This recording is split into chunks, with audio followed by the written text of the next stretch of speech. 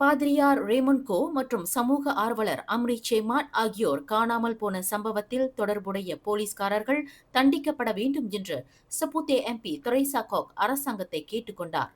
அவ்விருவரும் காணாமல் போன சம்பவத்திற்கு அரசாங்கமே பொறுப்பேற்க வேண்டும் என்று கோலாலம்பூர் உயர் நீதிமன்றம் அளித்த தீர்ப்பை தொடர்ந்து அவர்கள் காணாமல் போன விவகாரத்தில் சம்பந்தப்பட்டுள்ளதாக கூறப்படும் போலீஸ்காரர்களுக்கு எதிராக அரசாங்கம் கடும் நடவடிக்கை எடுக்க வேண்டும் என்று தெரேசா காக் வலியுறுத்தினார்.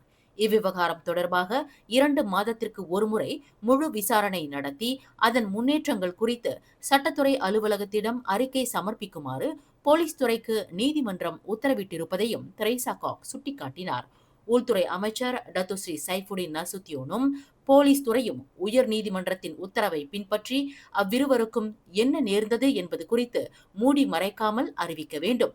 காரணம், இருவரின் விவகாரத்தில் மனித உரிமை மீறப்பட்டுள்ளதாக தெரேசா காக் குறிப்பிட்டார். மேலும் செய்திகளை தெரிந்து கொள்ள கீழே இருக்கும் பெல் பட்டனை அழுத்துங்கள். உங்கள் மகிழ்ச்சியை வெளிப்படுத்த லைக் மற்றும் ஷேர் செய்யுங்கள். தொடர்ந்து திசைகளோடு இணைந்திருக்க சப்ஸ்கிரைப் செய்யுங்கள்.